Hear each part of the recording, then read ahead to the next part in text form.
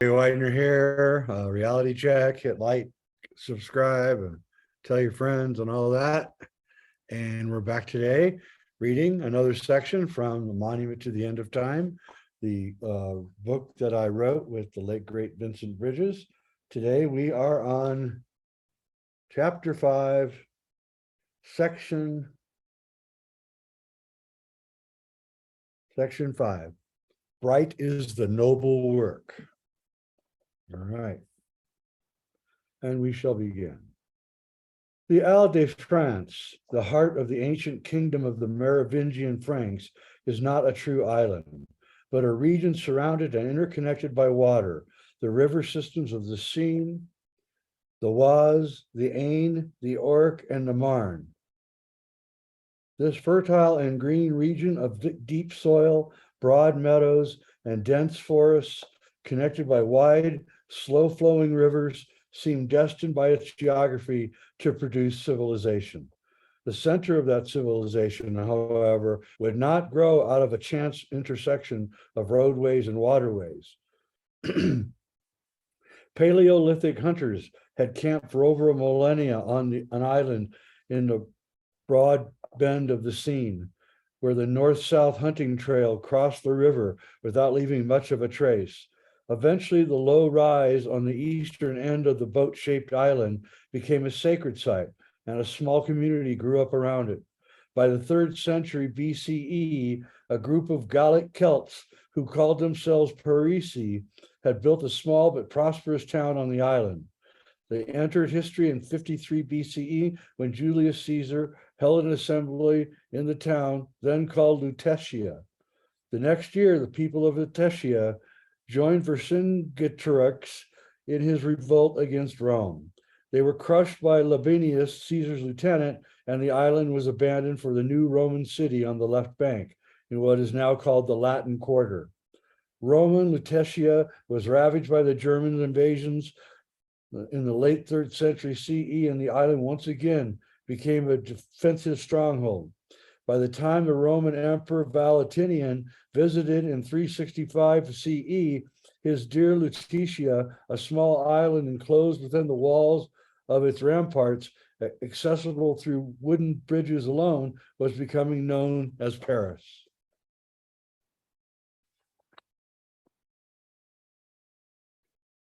It became a capital in the late century CE. Clovis I, Merovingian king of the Franks, founded his realm there and established the episcopal seat or cathedra of the newly dominant Christian church.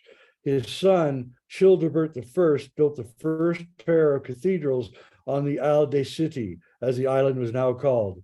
Saint Etienne and the first Notre Dame barely survived successive disasters.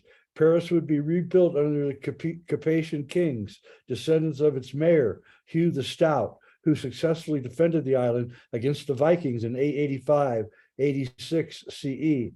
But the rebuilding of its cathedrals would wait the inspiration of Saint Denis. Legend of the saint is obscure and not much is actually known about him. He appears in history in the work of Gregory of Tours, 400 years after the fact, who simply describes his martyrdom by beheading. The Golden Legend, an early collection of apocryphal stories, gives us more details. After his beheading, Saint Denis raised himself up and, taking his head in his hands, walked 5 miles west, his severed head singing psalms the whole way from Montmartre to the river. The place where he finally collapsed and was buried became a shrine in the Dark Ages. Located a few miles north of the Isle de City, the Abbey of Saint Denis grew up around the tomb of the beheaded saint and his venerable relics. Saint Denis, the patron saint of Paris, and by extension France itself, had become recognized first by the Merovingians and then by the heirs of Charlemagne. A small Carolingian church replaced the Merovingian shrine, the family chapel of the dynasty, on the site in the mid-9th century. The abbey itself was founded by Hugh Capet and our old friend Gerbert of Arliac, Archbishop of Reims, in the early 990s. As Simi and Reims became associated with the founding of the first Merovingian dynasty, Saint Denis became associated with its Capetian revival. The future Abbot Suger was born in the village of St. Denis. His innate intelligence won him a place in the local monastery school, the Pierre d'Estrie, where he became friends with the future King of France, Louis VI. Suger was in the royal family. Philip I encouraged the friendship between his son and the brilliant scholar. In the early 1120s, Suger was sent to Rome several times on diplomatic missions. During his time at the Holy Curia in the early 12th century, Suger came into contact with all the major intellectual currents of his age, including perhaps the discoveries in the Holy Land. During the second decade of the 12th century, Suger served as Prime Minister of France and was at the center of the struggle between the French state and the church. Suger naturally sided with his old school chum, Louis VI, and his son, Louis VII, against the anti-popes of the Holy Roman Empire. He was a man who spent most of his life dealing with intricacies of medieval power politics, and when he talked, the King of France listened. In 1123, at the height of his power and influence, Suger became the abbot of St. Denis, perhaps because of his knowledge of the discoveries in Jerusalem, and then apparently inexhaustible wealth. Suger pressed for the rebuilding of the old Carolingian church and is something that would be the wonder of Europe and the proper venue in which to display the relics of St. Denis and the regalia of the Capetian kings. Abbot Suger envisioned his church as a center of the new illuminated Christianity that seemed to be overtaking the old politically compromised Roman church in the early years of the 12th century. That St. Denis, rather than say Reims, with its much more prominent Merovingian connections, was singled out as the source point for the Gothic transformation depends on much on a misidentification as it does on Abbot Suger's energy and political savvy. Not much was known of the historical saint. The Abbey Library contained a volume of works attributed to him, but were actually written by the second century Gnostic philosopher Dionysius the Areopagite, the St. Denis of Alexandria, whom Fulcanelli lists as one of the early supporters of Chiliasm. The book, given to one of Charlemagne's sons by the Byzantine Emperor Michael the Stammerer, ended up in the Abbey's library, perhaps as a result of Pope Sylvester's chroniclers. Abbot Suger was greatly influenced by Dionysius' Gnostic theology of light. Dionysius believed that every creature, visible or invisible, is a light brought into being by the Father of lights, and celebrated the divine light, God's holy fire, which animated the entire universe.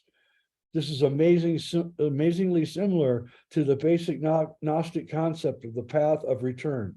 Abbot Suger took this theme to heart. In his 3 books on the building and consecration of the church, we find no less than 13 separate inscriptions celebrating the holy light.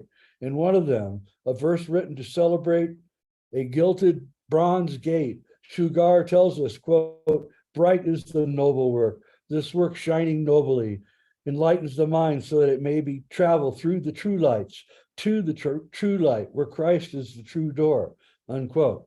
From these ideas, Abbot Suger developed his theory of lux continua, or continuous light. With these 2 words, Suger announced the birth of the Gothic style, at the same time pointed to its spiritual roots in the Gnostic illuminism of alchemy. From this point on, the walls of sanctity would be shattered to let the lights in. The solemn and suffering darkness of the Romanesque will be replaced by the flow of continuous radiance at the heart of the Gothic.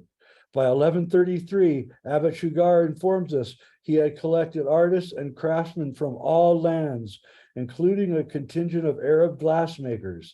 Suger did not invent stained glass, as we saw above. The Fatimids had used it in their mosques for over a century. Glassmaking seems to have been a component of the alchemical process. We find it mentioned in the preparations of certain sands described in the Isis the Prophetess text.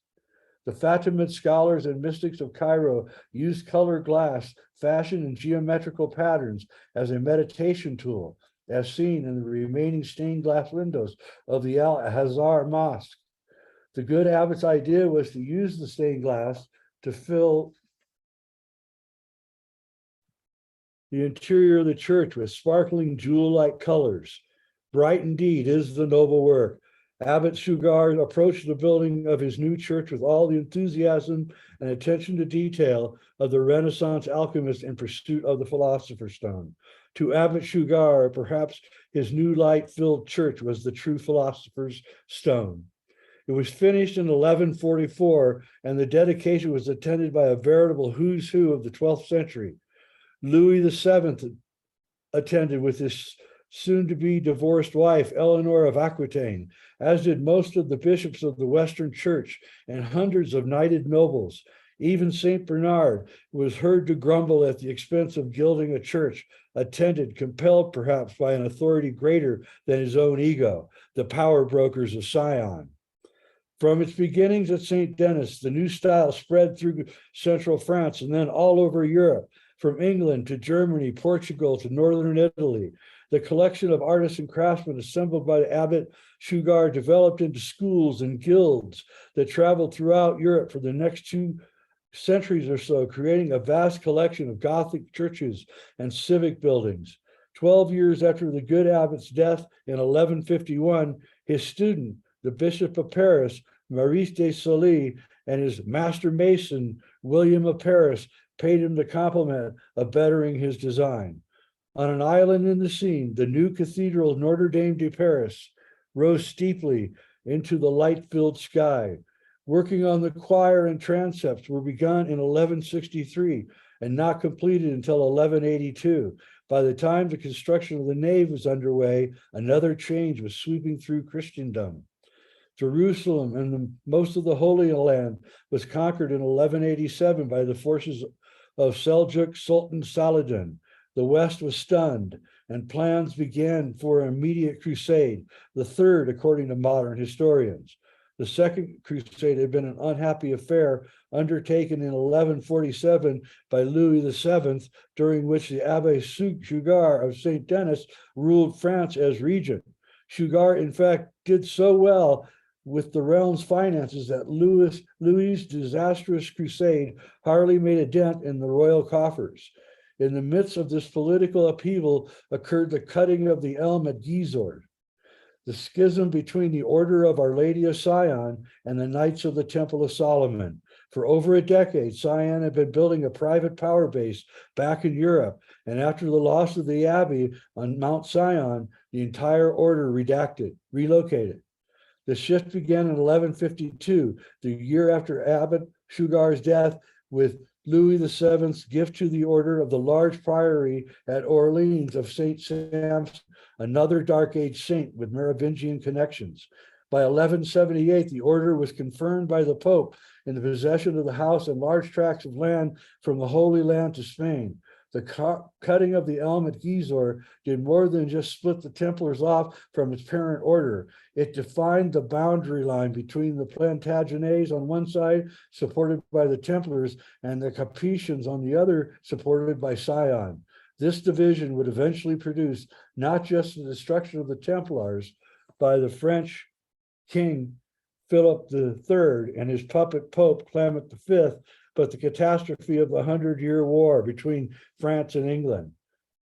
As the walls of Notre Dame rose, the foundation of the new illuminated Christendom began to crumble.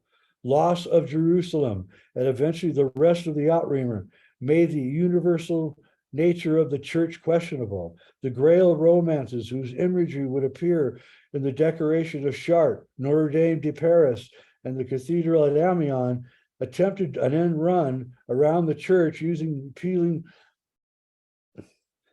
church itself by appealing directly to a chivalric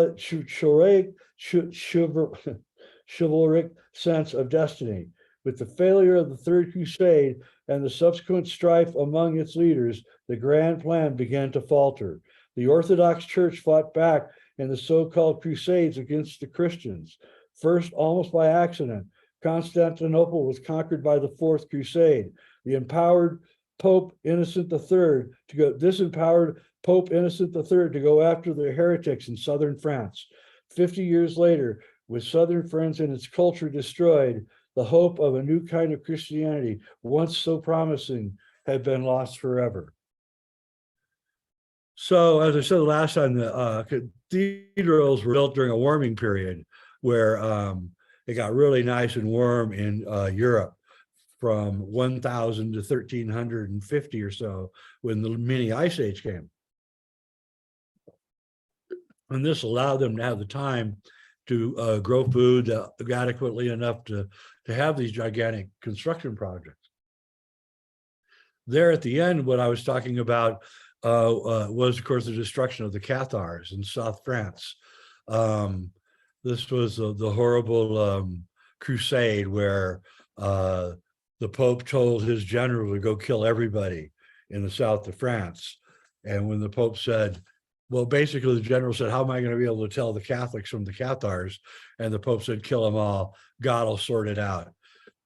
And so they went in and they killed all of the Cathars, finally finishing them off at the castle at Mount Suger, at the top of the Mount Suger, in which the final 300 Cathars were brutally burnt to death. And that ended their heresy. What was their heresy? Their heresy was that women could be priests. They were vegetarians. They believed that you could cure people by like a Reiki style healing. And they were very gentle people who didn't believe in war. And so they were easily conquered. A tragic story, which hopefully one day Hollywood will tell the story, because it would be a great story. Anyway, that's it. I'm done. I'm Jay Widener, and this has been Reality Check, reading from A Monument to the End of Time, written with the late, great Vincent Bridges. Hit like and subscribe, and see you next time.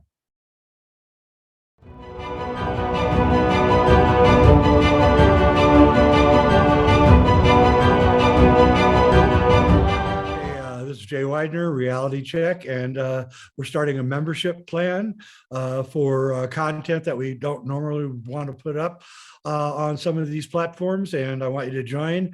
We're not going to stop doing the regular shows. We're just adding content. Be a lot more one-on-one stuff with me, and I think you guys will find it really interesting. So we'll put it up here below, how you can get into the membership plan, and please join. I'm Jay Widener, and thanks for watching.